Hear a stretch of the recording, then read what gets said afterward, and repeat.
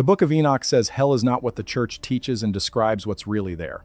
There is a document that was read by the earliest followers of Jesus, quoted by the Apostle Jude in the Bible itself, carried across deserts in leather pouches, copied onto parchment in at least 11 separate versions before the Roman Empire fell, and then voted out of existence by a council of bishops in 364 CE.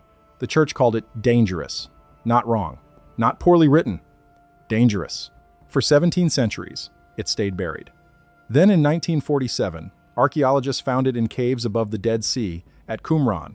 Not one copy, not two, but 11 separate manuscript versions. More copies than were found of Deuteronomy. More than Exodus. More than most books that remained inside the Bible. The book is called the Book of Enoch, and what it says about hell is so structurally precise and so fundamentally different from what Christianity teaches that the council that removed it never argued it was false. They argued it was too detailed, too measurable, too concrete to allow in open circulation. Here is what the church teaches about hell: a realm of fire, a spiritual dimension of punishment, an abstract location outside of creation where God's enemies suffer, vague, untestable, beyond the reach of any instrument. Here is what Enoch teaches about hell. A system of 4 separate chambers divided by purpose and population, located beneath the surface of the earth, each with different conditions, different residents, and different timelines. Below those 4 chambers, at a depth the text specifies in numbers 70,000 leagues, a deeper prison, older than the flood, constructed before humanity existed, sealed with an oath sworn before creation. A door with no handle on the outside. One framework is theology, the other is architecture. The church chose theology. For 17 centuries, the architecture stayed locked in a cedar box inside a stone church in Ethiopia. If forbidden biblical history is something you need to understand, not simply believe or dismiss, but trace through primary sources, subscribe right now.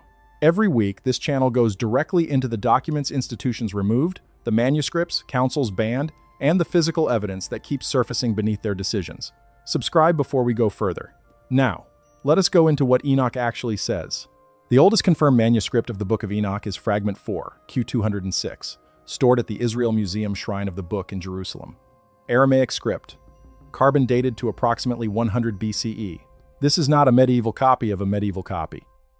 This is a pre-Roman text written before the Roman occupation of Judea, before the birth of Christianity, before the Council of Nicaea, before any of the institutional decisions that shaped what the Bible became. The complete text survives in 2 forms. The Ge'ez manuscript preserved by the Ethiopian Orthodox Church at Axum held continuously since at least the 4th century, and the fragmentary Aramaic versions from Qumran. Where both traditions agree, scholars treat the text as reliably preserved. Dr. Michael Knibb, whose 1978 Oxford translation remains the standard scholarly English edition, identified the geographical sections, chapters 17 through 22, as containing language inconsistent with symbolic or prophetic literature. His observation: the text uses compass directions, depth measurements, and material descriptions, not the vague spiritual geography of apocalyptic writing. Something closer to what a geologist files after mapping a site. Symbolic texts describe impressions. Survey reports describe locations. Enoch is writing a survey report. Chapter 22 is where the structure of the afterlife system appears in full. Enoch writes that he was shown 4 hollow places, separated from each other, carved into the rock beneath the earth. The angel Raphael guides him through each one and explains its purpose. The first hollow place holds the spirits of the righteous dead. They are waiting, not suffering, not in darkness, waiting, with a spring of clear water nearby. This is not the church's heaven, it is a holding area before the final judgment. The second hollow place holds sinners who were never punished during their lives on earth. Darkness, no water. The text is specific. These are people whose crimes went unpunished in the physical world. They wait for the sentence life never delivered. The third hollow place is for murdered people, those killed unjustly, whose deaths were never accounted for. Enoch writes that they cry out. He can hear them. The judgment will render the justice the world refused. The fourth hollow place holds the Watchers, the angels, who descended to earth, corrupted humanity, and produced the Nephilim. But chapter 22 is only the surface level. What makes Enoch's account structurally unique is what chapter 21 adds. Enoch is taken beyond the 4 hollow places to a location the Ge'ez manuscript calls Mechanus' place of binding, not metaphorical binding, physical restraint. The chapter describes chains, darkness, fire, and a depth measurement that has no parallel in any ancient cosmological text. 70,000 leagues beneath the surface. A league equals approximately 3 miles. 70,000 leagues is 210,000 miles. The Earth's core is 3,958 miles down. The distance from Earth to the Moon is roughly 239,000 miles. Enoch is describing a prison at a depth that does not exist inside any planet. Either he is working with a cosmological framework we do not understand, or the number preserves a measurement tied to something outside conventional physical geography. What is not possible is that the number is accidental. 70,000 is too specific to be symbolic. This is a measurement. Measurements can be tested. That is precisely what the Church in 364 CE did not want in public circulation. Here is why the suppression happened. The Council of Laodicea excluded the Book of Enoch from the biblical canon in 364 CE. Canon 60 prohibits texts that name the angels held in punishment and describe the places of their binding, not texts that name angels. Texts that name angels and describe the places of their binding. The canonical Bible contains fallen angels. It contains Satan. It contains the concept of a lake of fire. What it does not contain is a text that gives specific names, specific locations, specific measurements, and specific timelines. Jerome compiled the Latin Vulgate around 400 CE. In his preface, he noted that Enoch makes claims about the imprisonment of angels in places accessible by measurement. He did not dispute that angels fell. He disputed that their prison has coordinates. If a prison has coordinates, someone might look for it. If someone looks and finds something that is a problem the Church was not prepared to manage. Augustine, writing in the City of God around 410 CE, argued that Enoch's descriptions of angelic prisons should be read as moral allegory because the places of punishment exist outside creation. But Enoch says within, inside creation, beneath the earth, at a measurable depth. Augustine chose allegory. The text chose specificity. The Ethiopian Orthodox Church, operating independently of Rome, kept Enoch in its canon. When the Scottish explorer James Bruce brought 3 Gaze manuscripts to Europe in 1773, the chapters describing the deep prison drew immediate alarm.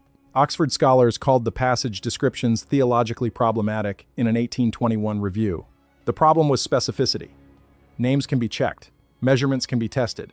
What R.H. Charles did in his 1906 English translation still, the version most people read was, render the names of imprisoned angels using Hebrew transliterations that strip out their meaning. Azazel becomes a proper noun. But in the Gaze and Aramaic originals, these are descriptive titles. Azazel means God strengthens. Shemyaza means the name has seen.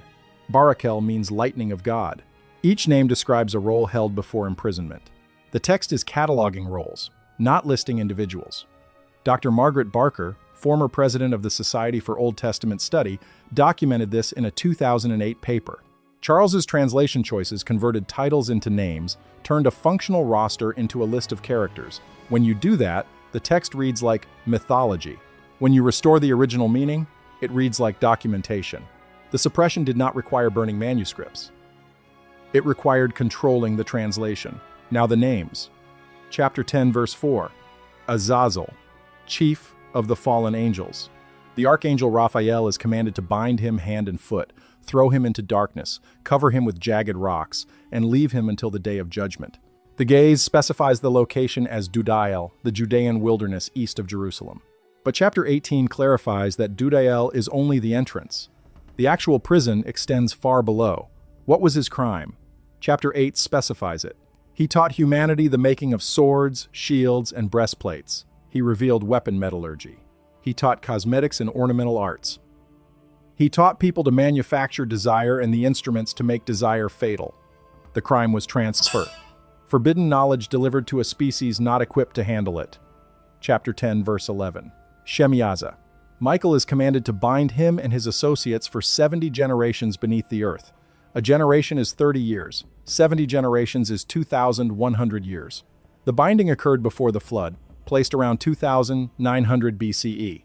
2,100 years from 2,900 BCE brings the end of that sentence to approximately the time of Christ. The text does not comment on this. The number simply sits there.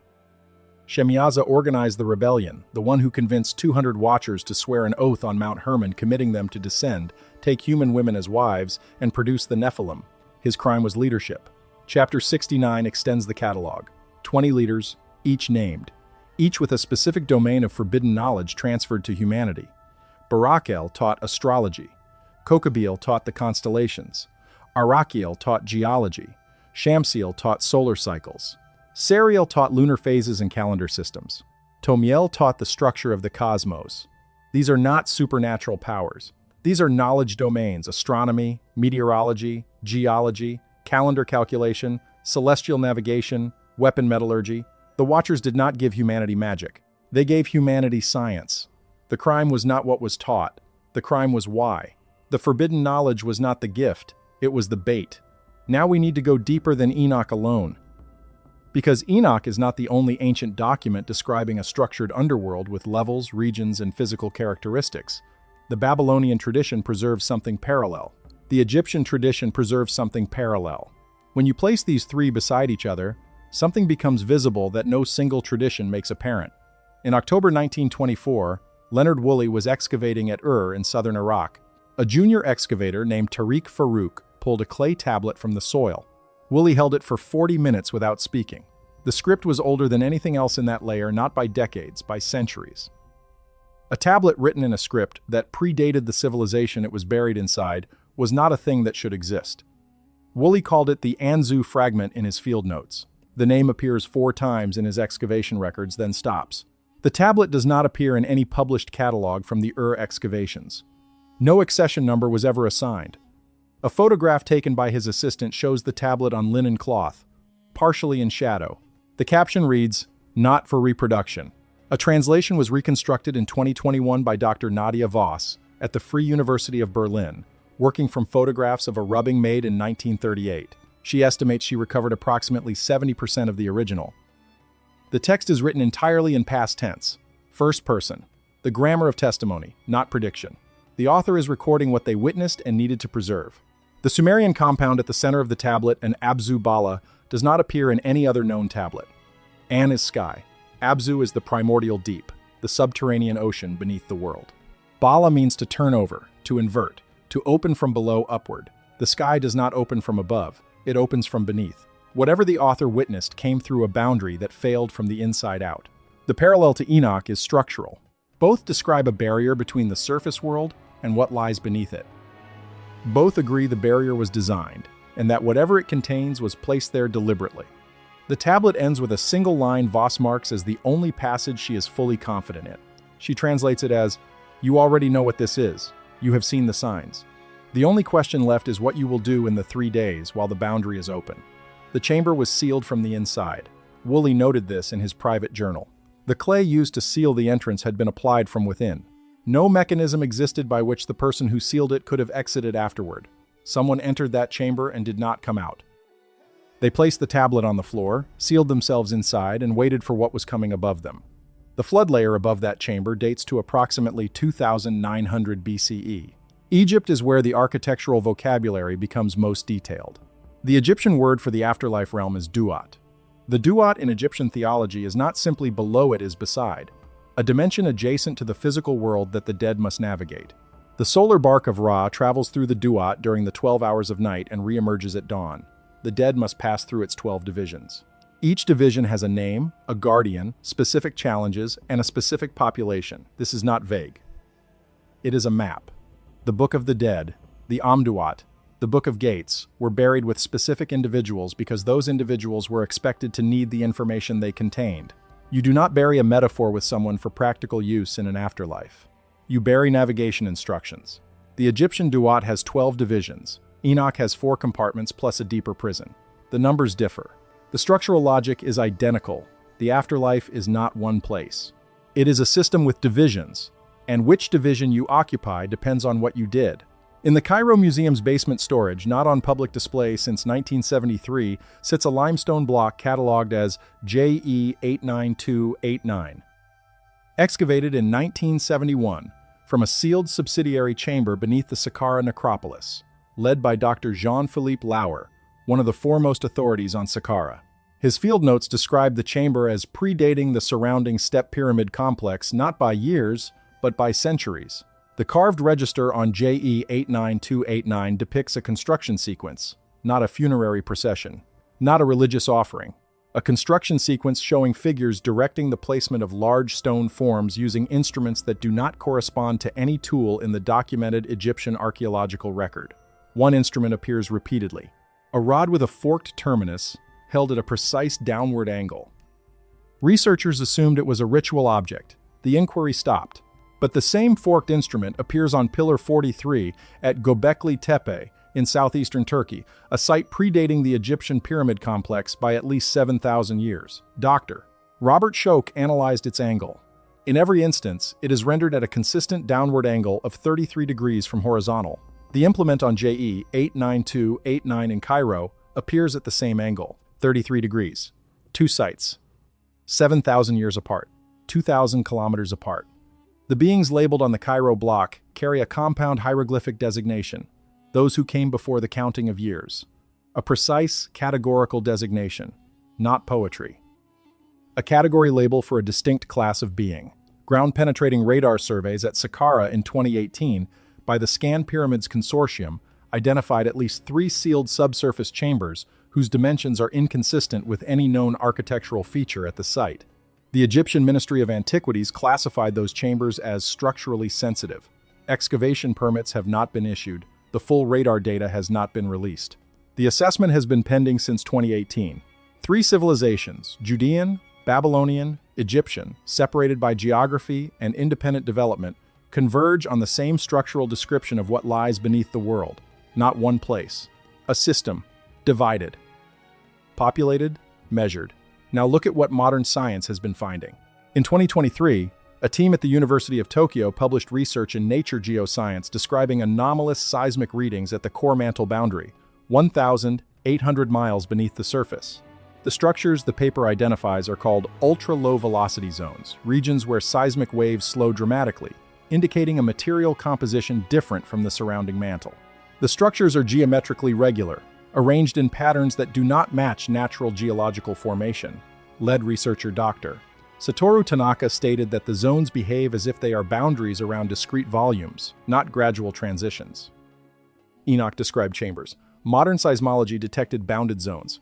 In 2019, MIT researchers analyzing gravitational data from the GRACE satellite mission detected mass concentrations deep within the Earth's mantle, inconsistent with uniform density distribution, published in Science. The concentrations appear separated from each other, compartmentalized. Enoch describes separate prisons. The data shows separate anomalies. In 2020, researchers found living microorganisms beneath the ocean floor, cells metabolizing in sediment formed before the dinosaurs, sealed from the surface for geological timescales. In 2022, the Woods Hole Oceanographic Institution confirmed the same finding in the North Pacific, published in Nature Microbiology.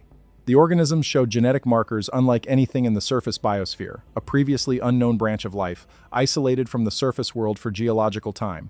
Isolated, sealed, alive. Enoch described a sealed structure on a dark stone floor basalt, the volcanic rock that paves the ocean floor with fire rising from vents outside it, walls of compressed ice, and beings inside that are not dead, not destroyed, sealed, still there. The oceanographic data and Enoch's text describe the same reality, in different language, 2,000 years apart. Return to what Enoch saw when he stood in front of the structure beneath the ocean. Chapter 18, verse 9. Columns of fire descending without end, pillars of fire falling downward, hydrothermal vents shooting superheated water at temperatures reaching 750 degrees Fahrenheit. The ancients called them pillars of fire. We call them black smokers. Same phenomenon, different century. Chapter 18, verse 11. Beyond the pillars, a great house built from stones of hail and ice, with walls of fire around it and a door Enoch could not open. Ice and fire simultaneously. Under sufficient pressure, ice can exist in forms stable at temperatures far above its normal melting point.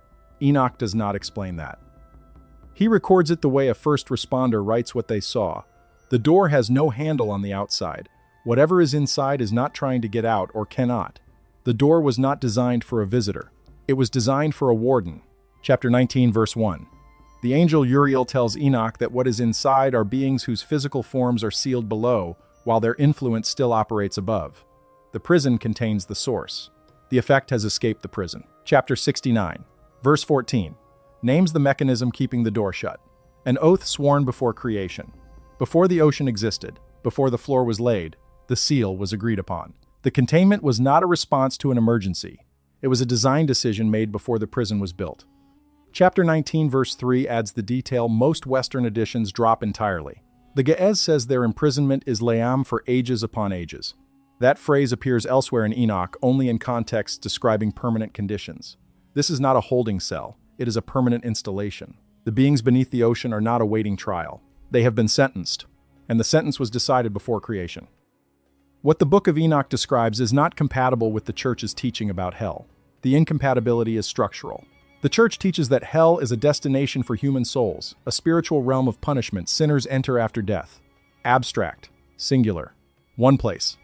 Enoch teaches that the afterlife system is an architecture, 4 compartments organized by category of the dead, a deeper prison for fallen angelic beings. Below that, a permanent installation sealed before the world began, housing beings whose crime was so significant that destruction was not sufficient. Only permanent containment would do. These are not 2 ways of describing the same thing. They are 2 different things. One is a moral framework, the other is a physical system. The Council of Laodicea chose the moral framework. It was manageable. It required no coordinates. It placed the threatening beyond the reach of any inquiry. Enoch placed it beneath your feet. The Babylonian author sealed himself into a chamber with a record of what he witnessed and left a final sentence. You already know what this is. You have seen the signs. The only question left is what you will do in the 3 days, while the boundary is open. The Egyptian Duat is a navigable space with 12 divisions, specific guardians, and specific populations. People buried in Saqqara with navigation texts were receiving operational resources for a journey they understood as structured, divided, and real. 3 traditions, the same architecture, below the surface, measured, divided, populated, sealed. The fragments from Qumran are in Jerusalem, the Ge'ez manuscripts are in Axum, the seismic data is in peer-reviewed journals, the oceanographic findings are in Nature Microbiology. The Saqqara radar data is in a classified assessment pending since 2018. All of them point in the same direction. The Church taught you that hell is abstract, that punishments exist in a realm you cannot locate, measure, or investigate. Enoch wrote down the coordinates. Fragment 4. Q. 206. Catalog number. Jerusalem. Shrine of the Book. Aramaic. 100 BCE. 11 copies at Qumran. More than Deuteronomy. More than Exodus. Voted out in 364 CE. Called dangerous. Not wrong. Dangerous. The distinction is the whole story. If this is the kind of history you need to understand the documents that were removed, the evidence that keeps appearing, the parallel traditions different civilizations preserved about the same structured reality beneath the world, subscribe right now. Every week this channel goes directly into the primary sources, the catalog numbers, the named researchers, and the physical evidence. Not theories. Documentation. If this video changed what you thought you knew, like it so other people find it. Comment below with the detail that hit you hardest, the 4 compartments, the 70,000 leagues, the door with no handle on the outside, the Babylonian tablet sealed from the inside. The comment section is where the real conversations happen. Next week, the Dead Sea Scrolls contain a document the initial translation team refused to release for 20 years. When it was finally published in 1991, it contained a map, not a spiritual map. A physical map with measurements of a location beneath Jerusalem that no archaeological team has ever been permitted to excavate. The document is called the Copper Scroll.